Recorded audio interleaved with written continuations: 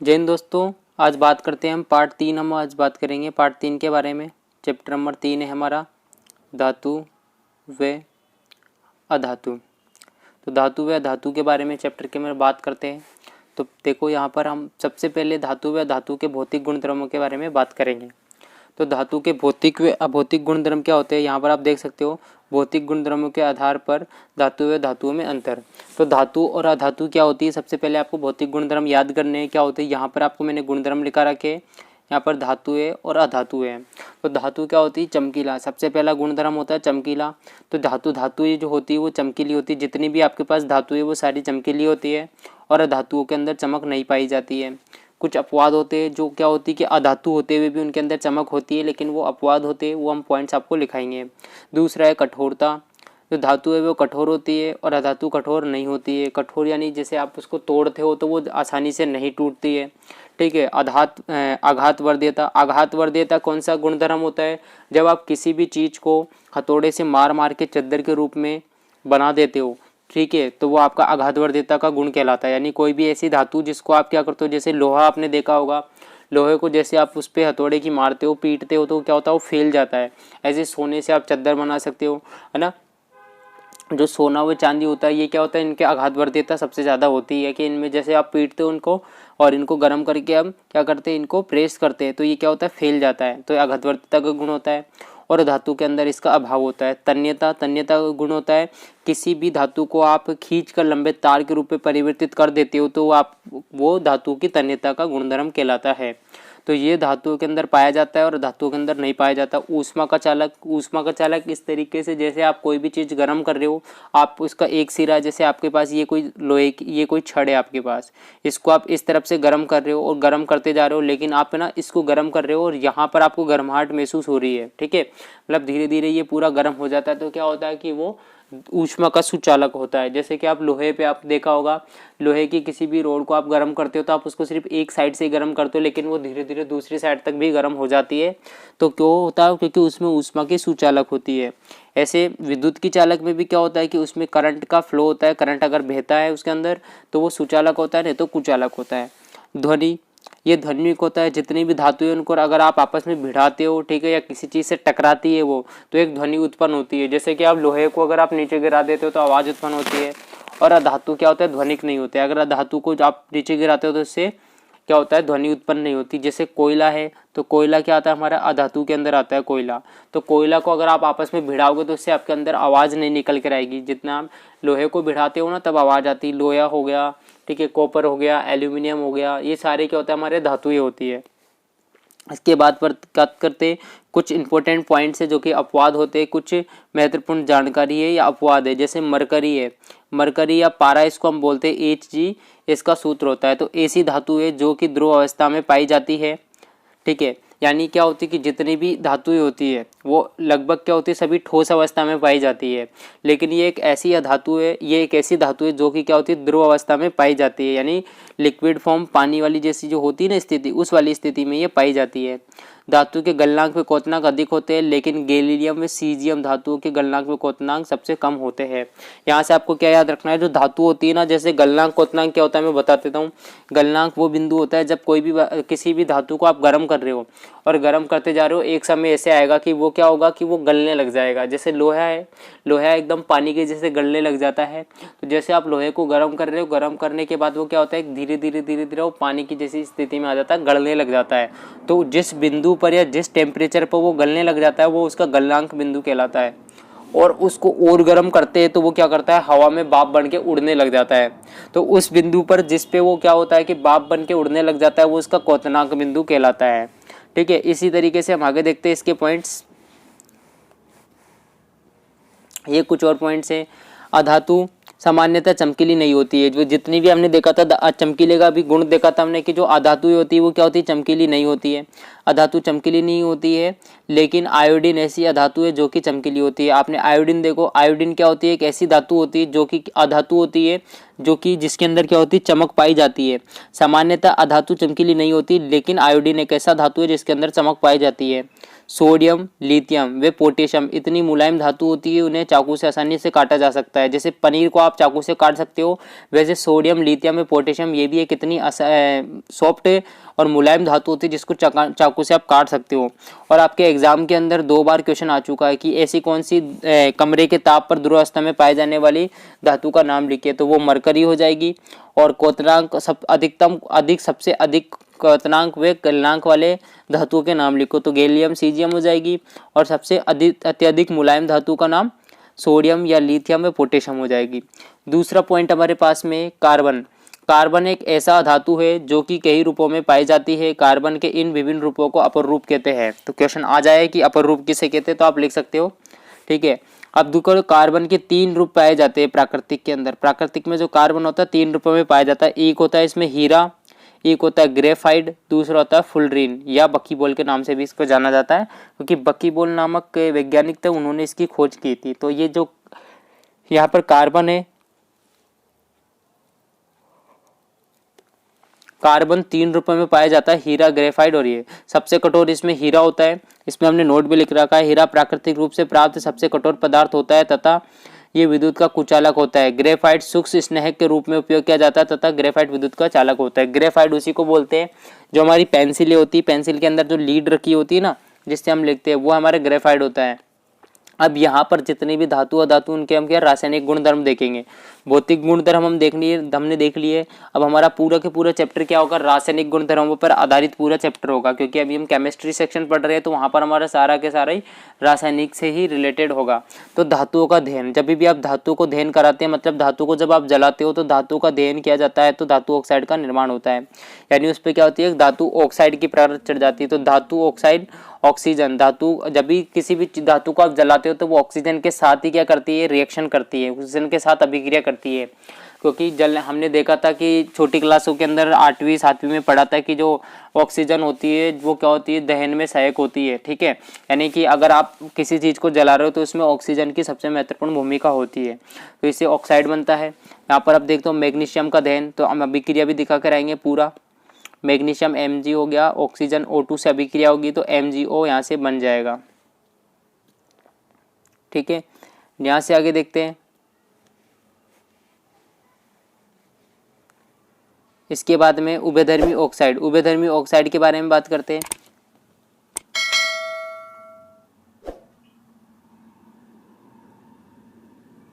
ठीक है, उभयधर्मी ऑक्साइड कौन सा होता है, उभयधर्मी ऑक्साइड वो होगा ऐसी धातु ऑक्साइड जो कि अम्लीय व क्षारीय दोनों प्रकृति को प्रदर्शित करते हैं, अर्थात अम्लीय व क्षार में अभिक्रिया करके लवण तथा जल का निर्माण करते हैं, उभयधर्मी ऑक्साइड कहलाते हैं। यानी उभयधर्मी, उभय का मतलब क्या होता है, दोनों तरफ चलते हैं। उभयनिष्ठ होता है ना, जैसे उभयधर्मी होता है।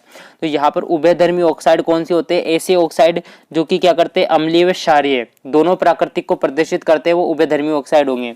इसके लिए हमने एक उदाहरण दे रखा और इसकी पूरी अभिक्रिया लिख रखी, एल्यूमिनियम ऑक्साइड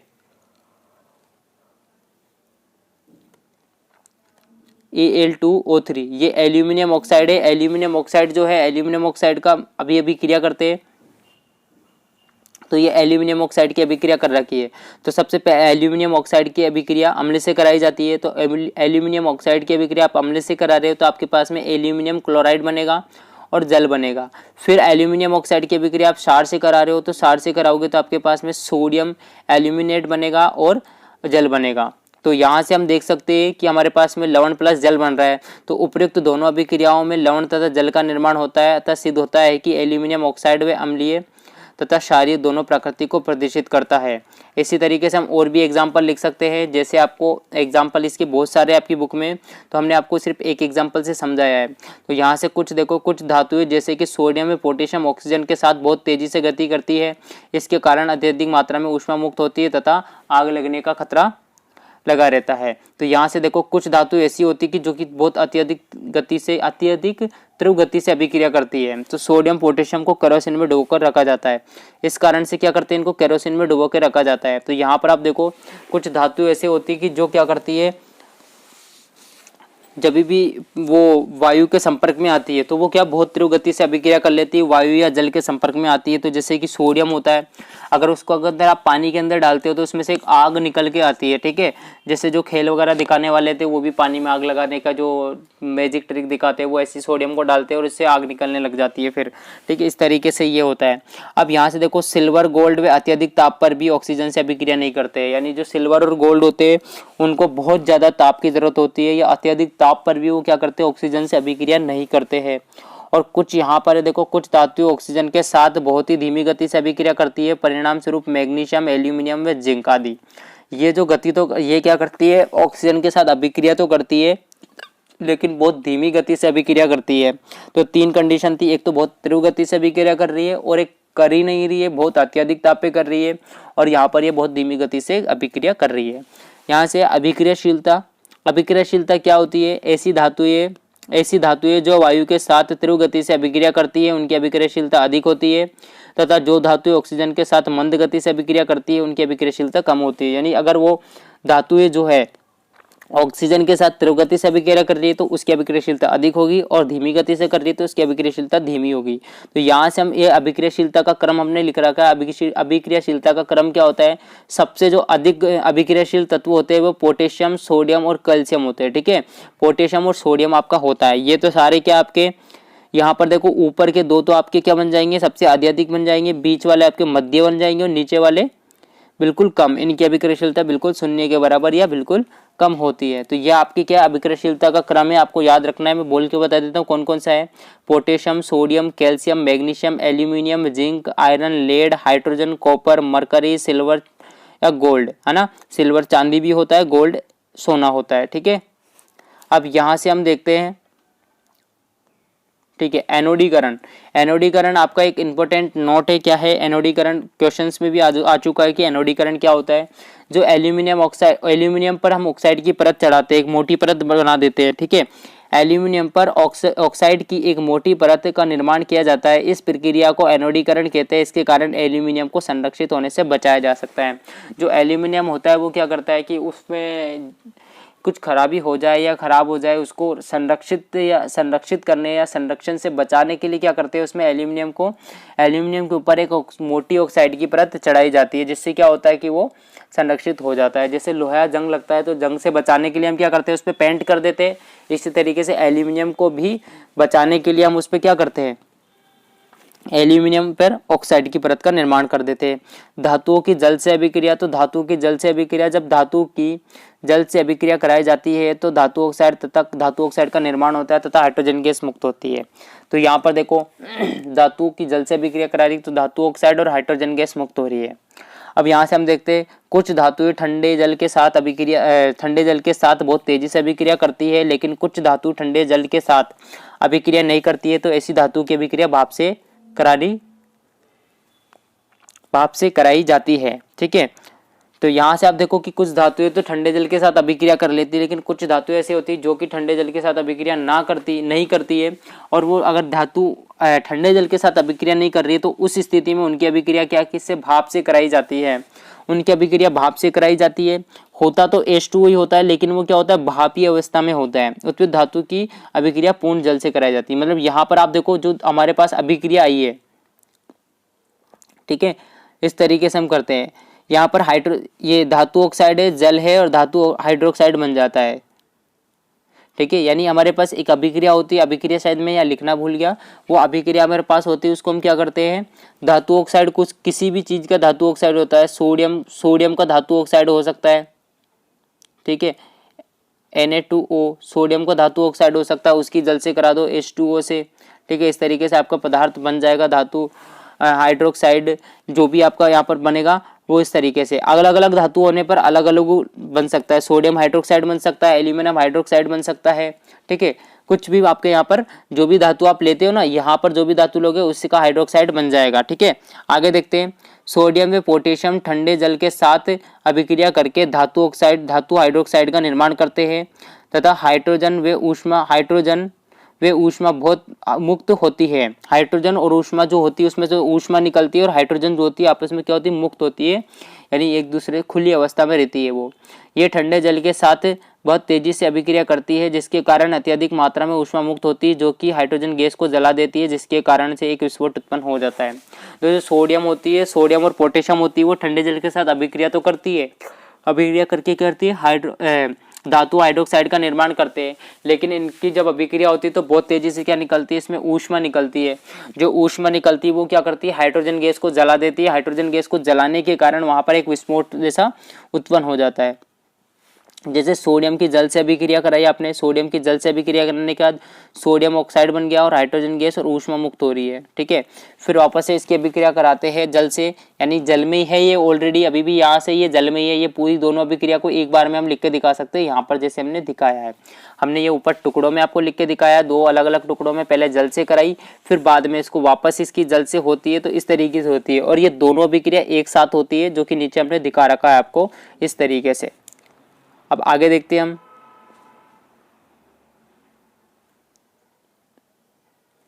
कैल्शियम की बात करते हैं, सोडियम पोटेशियम हो गया।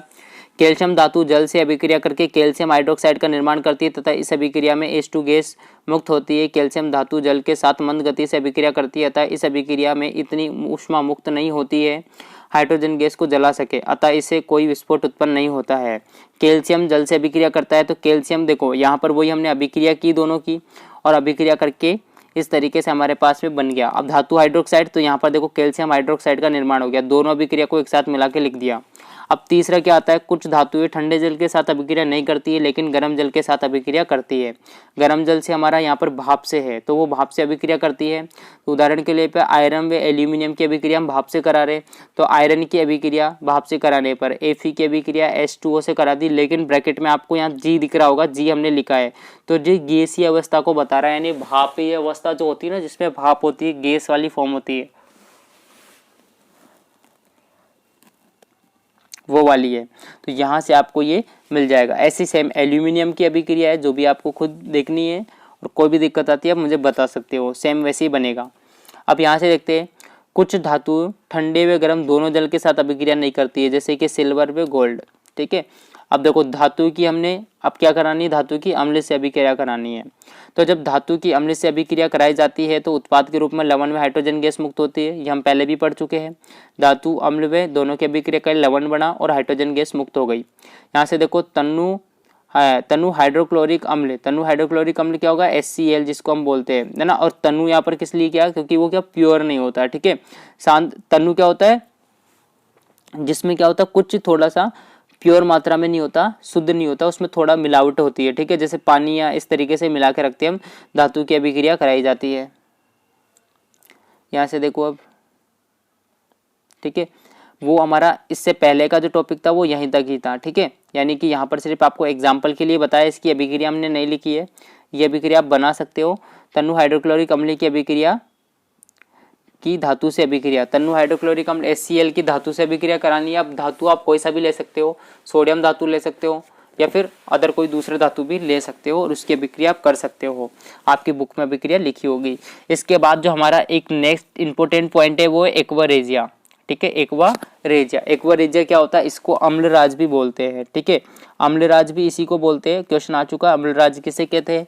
इसमें क्या होता है, आपका एक तो सांद्र HCl होता है और सांद्र नाइट्रिक एसिडिक अम्ल, नाइट्रिक अम्ल होता है, जैसे HNO3, ठीक है। और इनका अनुपात 3:1 होता है। क्वेश्चन ऐसे भी आ चुका है कि अम्लराज में उनका सांद्र HCl व सांद्र नाइट्रिक अम्ल का कितना अनुपात होता है, तो 3:1 होता है। एक्वारेजिया क्या होता है, एक्वारेजिया का उपयोग चांदी व सोने को गलाने में किया जाता है, अतः इसमें सांद्र HCl तथा सांद्र नाइट्रिक अम्ल की निश्चित मात्रा 3:1 अनुपात में ली जाती है, ठीक है।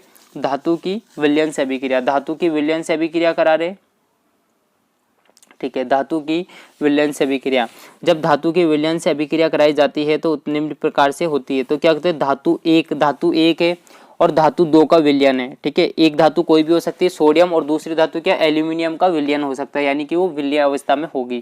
तो यहाँ से क्या होता है, धातु 1 प्लस धातु सेकेंड, यानी यहाँ पर धातु फर्स्ट का विलयन, आपको क्या मिलेगा, धातु फर्स्ट का विलयन मिलेगा प्लस धातु सेकंड मिलेगी। तो यह अभिक्रिया तभी संभव है जब धातु फर्स्ट की अभिक्रियाशीलता धातु सेकंड की अभिक्रियाशीलता से अधिक हो, अर्थात अभिक्रियाशीलता धातु कम अभिक्रियाशील तत्व को विस्थापित कर देता है। तो लगभग विस्थापन की जैसी अभिक्रिया है, तो यहाँ आप देख सकते हो कॉपर सल्फेट, यानी यहाँ पर कॉपर सल्फेट का विलयन है। और दूसरी धातु क्या है, लेड, जो कि लेड से अभिक्रिया हो रही है। तो लेड की जो अभिक्रियाशीलता होती है वो धातु कॉपर से अधिक होती है।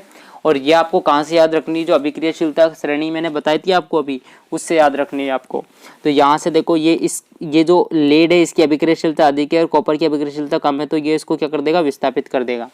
तो यहाँ से आप देख सकते हो इस अभिक्रिया में लेड कॉपर से अधिक अभिक्रियाशील तत्व है, इसलिए लेड कॉपर को विस्थापित कर देता है और सल्फेट लेड सल्फेट का निर्माण कर लेता है। अब सक्रियता श्रेणी, सक्रियता श्रेणी क्या होती है, ऐसी श्रेणी जिसमें धातुओं को उनके अभिक्रियाशीलता तत्वों के आरोही क्रम में व्यवस्थित किया जाता है, सक्रियता श्रेणी कहलाती है। आरोही क्रम में मतलब पहले सबसे अधिक अभिक्रियाशील तत्व, फिर उससे कम अभिक्रियाशील तत्व, फिर उससे कम अभिक्रियाशील तत्व, यानी बड़े से छोटा। अब कुछ इंपॉर्टेंट क्वेश्चन है जो कि आपको याद रखना है। पहला क्वेश्चन है, सबसे अधिक व सबसे कम अभिक्रियाशील धातुओं के नाम लिखिए। सबसे कम व अधिक अभिक्रियाशील तत्व का नाम लिखना है। तो देखो सबसे अधिक अभिक्रियाशील तत्व कौन सी होती है, सोडियम व पोटेशियम।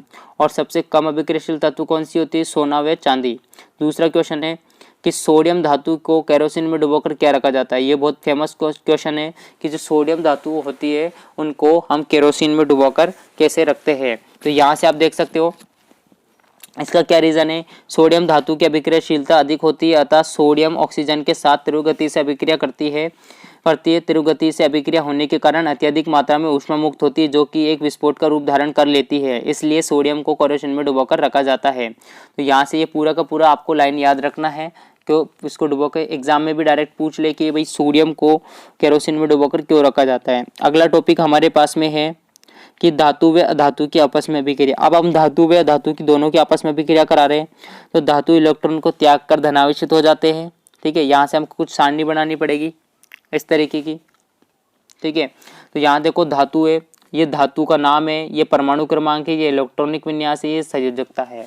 तो सोडियम धातु है, सोडियम धातु का परमाणु क्रमांक आपको पता है 11 होता है। तो इलेक्ट्रॉनिक विन्यास क्या होगा, 2 8 1, यानी इसके भारी कोश में कितने इलेक्ट्रॉन होंगे, 1 होंगे। तो अब ये 1 इलेक्ट्रॉन त्याग के क्या हो जाएगा, धनावेशित हो जाएगा। ये 2 इलेक्ट्रॉन त्याग देगा, ये 3 इलेक्ट्रॉन, ये 1 और ये 2। इस तरीके से सारी धातु अपने इलेक्ट्रॉन त्याग सकती है। अब अधातु क्या करता है, इलेक्ट्रॉन ग्रहण करके ऋणावेशित हो जाता है। तो यहाँ पर नाइट्रोजन है, इसका परमाणु क्रमांक 7 है और इसका इलेक्ट्रॉन इसका 2 और 5 है। तो आपको मैंने बताया था कि जो सबसे लास्ट वाला जो होता है इसका कक्ष, वो क्या होता है, कंप्लीट होना चाहिए। पार्ट 1 के अंदर हमने बात करी थी कि जो परमाणु क्रमांक होता है इस तरीके से हमने आपको बताया था। ठीक है, एक यहाँ पर होता है। तो इसमें तो अधिकतम 2 आ सकते हैं और बाहर वाले में अधिकतम 8 आ सकते हैं, और इसके बाहर वाले में भी अधिकतम 8 आ सकते हैं। तो ये परमाणु क्रमांक क्या होता है, या तो पूरा खाली होना चाहिए, जब सबसे परमाणु का सबसे बाहरी कोश होता है ना, वो या तो पूरा भरा हुआ होना चाहिए, पूरा खाली होना चाहिए, एक रूल होता है। तो यहाँ से देखो, यहाँ पर इसका इलेक्ट्रॉन विन्यास 8 होना चाहिए था, लेकिन 5 चाहिए, तो ये 3 ग्रहण कर लेगा, इसलिए इसका 8 हो गया। इसमें 6 तो ये 2 ग्रहण कर लेगा, तो 8 हो गया। ये 7 है तो 1 ग्रहण करेगा, तो 8 हो जाएगा। ये 3, ये इस तरीके से आपको याद रखना है, ये इस तरीके से होता है। इसके बाद हम इसका एक एग्जाम्पल करेंगे पूरा। अब देखते हैं नया अगला टॉपिक जो हमारे पास में वो है आयनिक यौगिक।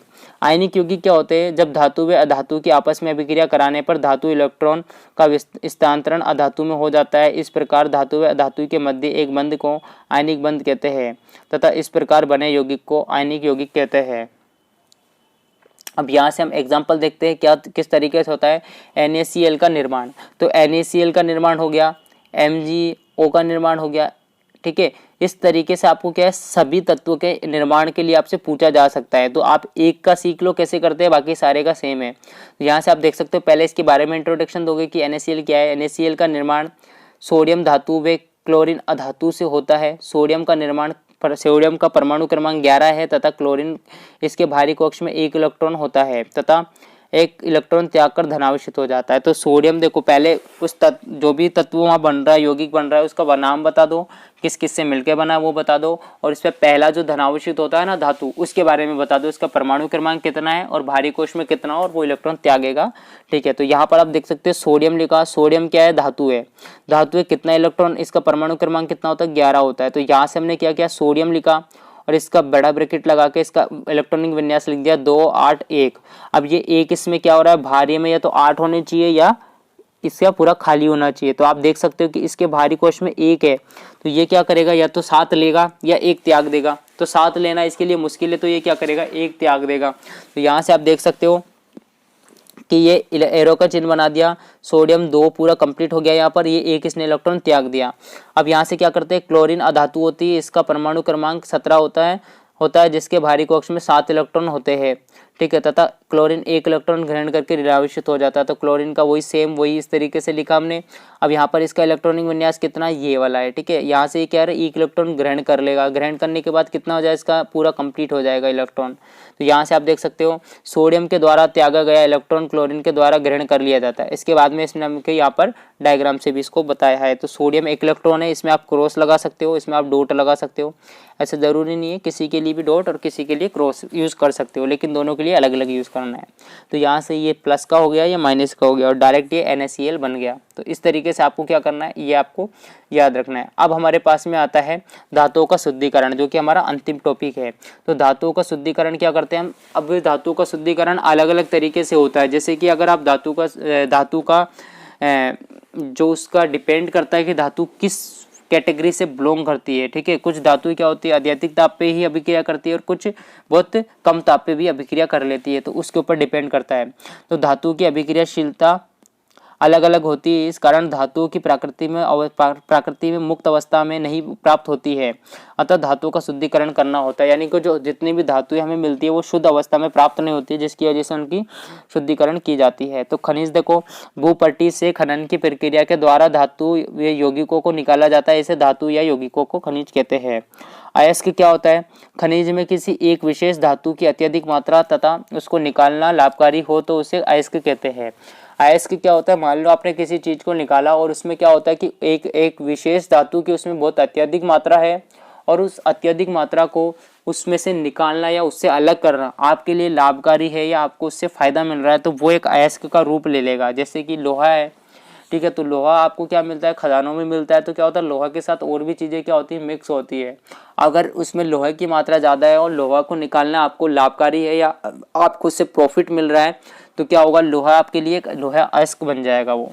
तो धातु के शुद्धिकरण की प्रक्रिया उनकी अभिक्रियाशीलता पर निर्भर करती है। सबसे पहले खनिज होगा, फिर खनिज में अयस्क हम देखेंगे, फिर अयस्क के सांद्रण, ठीक है। अयस्क का सांद्रण क्या होता है, तो देखो क्या होती है, उच्च अभिक्रियाशील तत्व, ठीक है।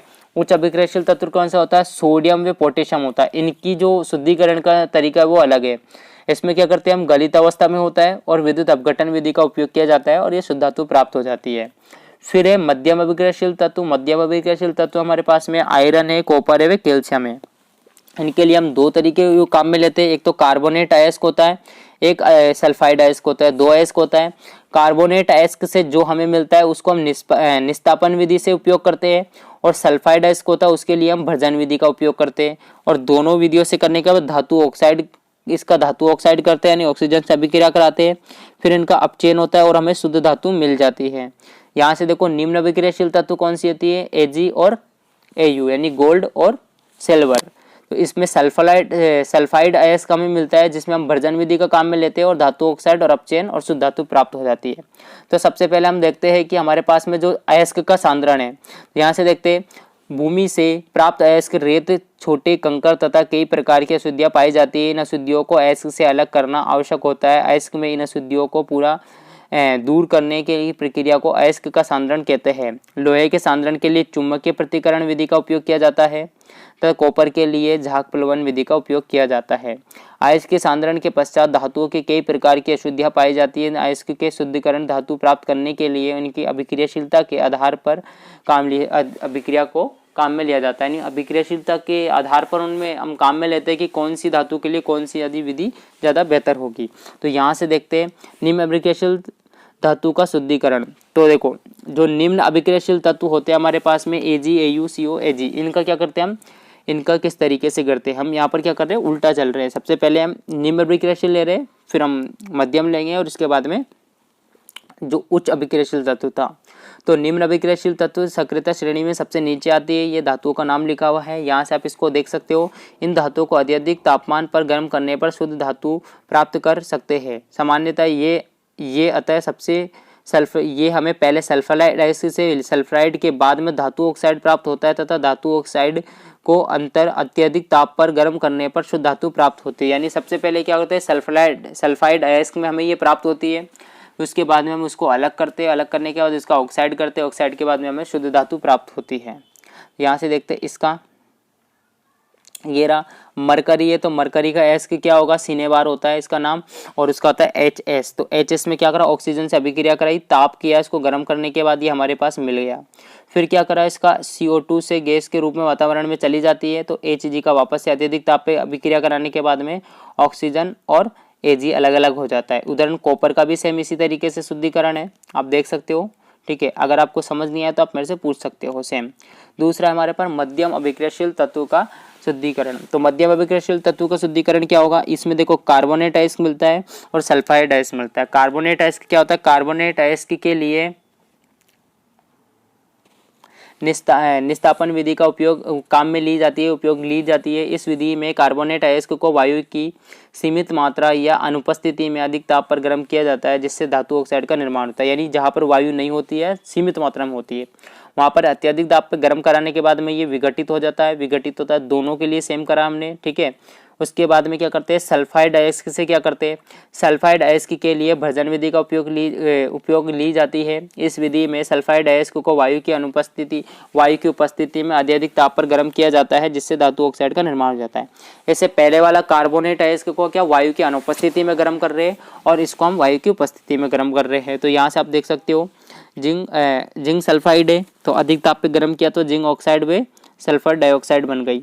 सेम ऐसे यहाँ पर इसका भी बन जाएगा। ठीक है, भर्जन निस्तापन विधि से धातु ऑक्साइड प्राप्त होता है, अतः धातु ऑक्साइड से ऑक्सीजन को अलग करने के लिए अपचयन का उपयोग किया जाता है। कार्बन में कोक एक अपचायक होता है, अतः अपचयन के लिए कार्बन का उपयोग किया जाता है। अब अपचयन करने के लिए हम कार्बन का उपयोग कर रहे हैं, मतलब इसकी अभिक्रिया हम कार्बन से कराएंगे। ठीक है, तो देखो जिंक ऑक्साइड की अभिक्रिया हमने कार्बन से कराई, सी से कार्बन से कराने पर गर्म किया, कार्बन से अभिक्रिया होने के बाद गर्म कराया, तो इसमें जिंक और कार्बन मोनोऑक्साइड हमें प्राप्त हो गई। तो इसी तरीके से आप देख सकते हो, इस तरीके में भी हमने क्या करा, जिंक ऑक्साइड का फेरस आयरन ऑक्साइड जो है हमारे पास, फेरस ऑक्साइड या आयरन ऑक्साइड की भी अभिक्रिया हमने कार्बन से कराई। इस प्रकार शुद्ध धातु प्राप्त हो जाती है। अब यहाँ से कुछ क्वेश्चंस बनते हैं, वो देखो, प्राकृतिक में स्वतंत्र अवस्था में पाए जाने वाले धातुओं के नाम बताइए। कौन कौन सी धातु होती है, एल्यूमिनियम सिल्वर व गोल्ड।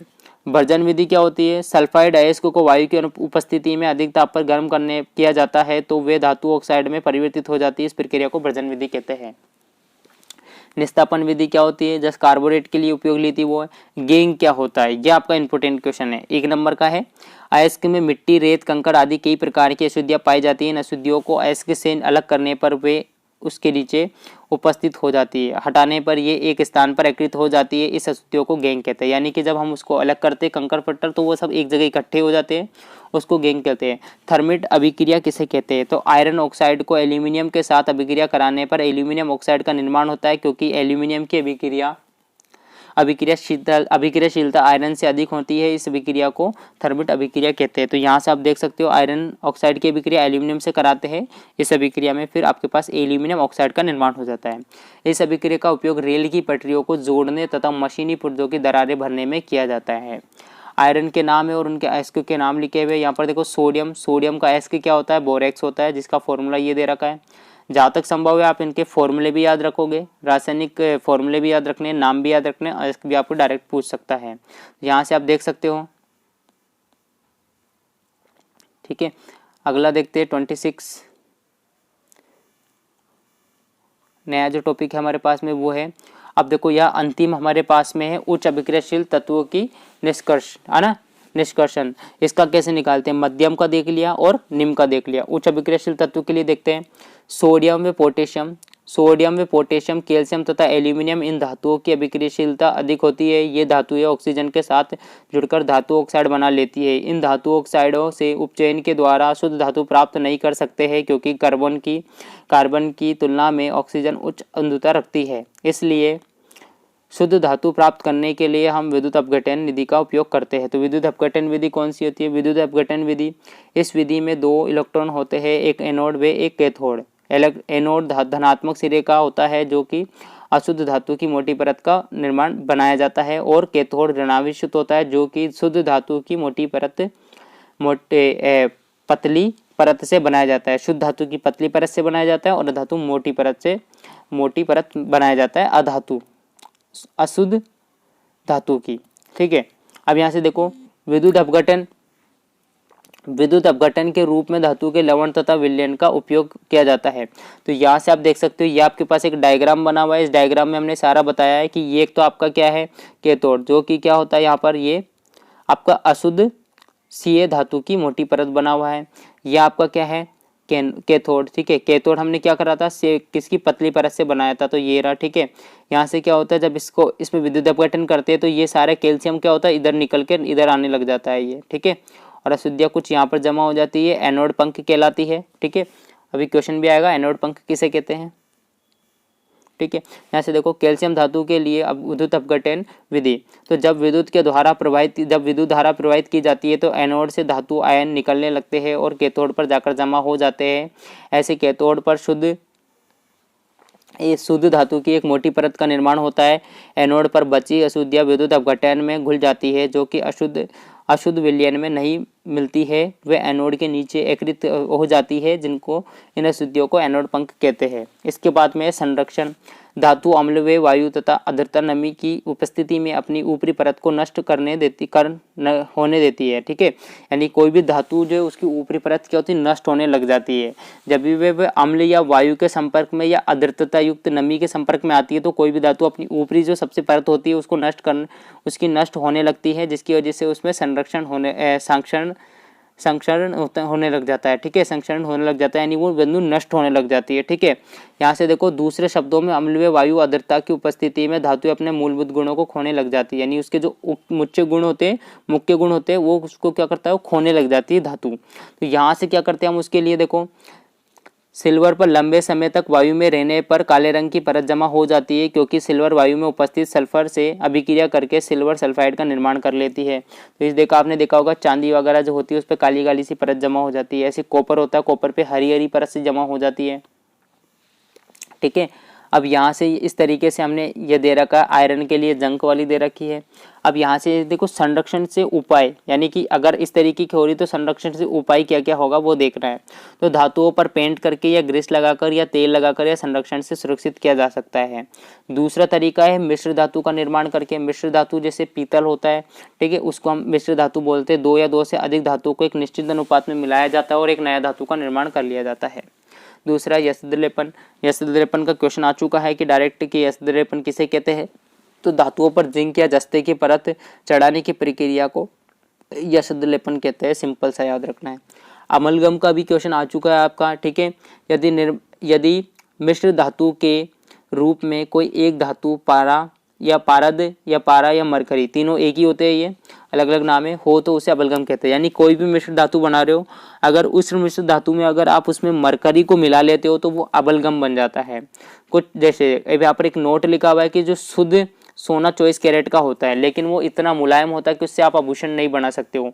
तो वो क्या करते हो, उसमें आप इतना मुलायम होने के कारण उसमें आभूषण का निर्माण नहीं किया जा सकता है। अतः आभूषण के निर्माण के लिए 22 कैरेट सोने का उपयोग किया जाता है। 22 कैरेट सोने का उपयोग किया जाता है, लेकिन उसमें 2 कैरेट क्या होता है, कोई अन्य धातु मिलाई जाती है उसके अंदर, जिससे वो मजबूत हो जाता है।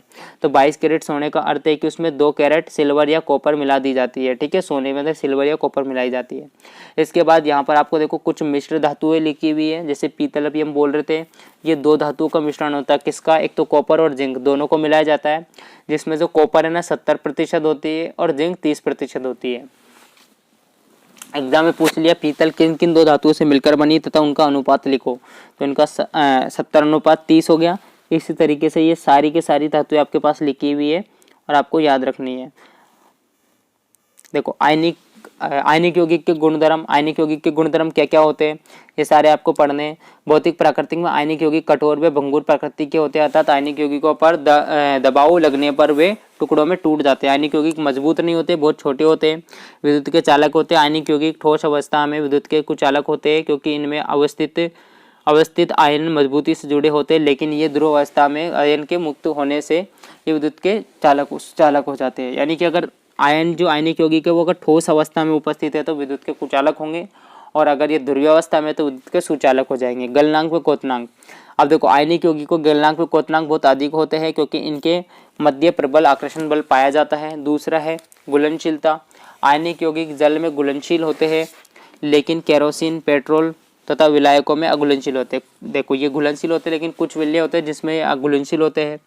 अब यहाँ से देखो एनोडीकरण किसे कहते हैं, प्रक्रिया को समझाइए। एनोडीकरण के लिए वही एल्यूमिनियम धातु पर ऑक्साइड की परत बनाने की प्रक्रिया को एनोडीकरण कहते हैं। ठीक है, इस प्रक्रिया को समझाना है तो ये प्रक्रिया हमने समझा दी थी आपको, वही प्रक्रिया है ये। अब अंतिम इसमें देखो यहाँ से कुछ क्वेश्चन है, वो क्वेश्चन आपको याद रखने हैं। ठीक है, विद्युत अपघटनी विधि में एनोड कैथोड तथा विद्युत अपघटन का निर्माण कैसे किया जाता है, तो यह हमने यहाँ पर देख रखा। ठीक है, इस तरीके से करोगे। एनोड क्या होता है, अशुद्ध धातु की मोटी परत होती है। कैथोड क्या होती है, शुद्ध धातु की पतली परत होती है। और कैथोड अपघटन धातु लवण के विलयन से उपयोग, धातु का जो लवण का विलय, धातु लवण का उपयोग किया जाता है। जो भी धातु का आप अपघटन कर रहे हो उस धातु के लवण का उपयोग किया जाता है। पीतल व कांसा विद्युत के क्या है, पीतल व कांसा विद्युत के कुचालक होते हैं। दोनों में विद्युत की धारा प्रवाहित नहीं होती है। धातु व अधातु में रासायनिक गुणधर्म, तो यहाँ धातु व धातु के सबसे पहले हमने भौतिक गुणधर्म देखे थे जब हमारा पार्ट शुरू हुआ आज, और अब सबसे लास्ट टॉपिक है धातु व अधातु के रासायनिक गुणधर्म। तो गुणधर्म आपके पास यहाँ लिखे हुए हैं, ये धातु या धातु और इनके रासायनिक गुणधर्म। तो आपका पार्ट पूरा यहीं कंप्लीट होता है। जो चैप्टर 3 है आपका पूरा कंप्लीट होता है, यानी केमिस्ट्री का जो पोर्शन आपका इस साल आने वाला है वो पूरा के पूरा कंप्लीट होता है, केमिस्ट्री वाला पोर्शन। इसके बाद हम फिजिक्स को स्टार्ट करेंगे, फिजिक्स वाले चैप्टर हम पढ़ेंगे। तो अभी के लिए बाय दोस्तों, take care, thanks for watching.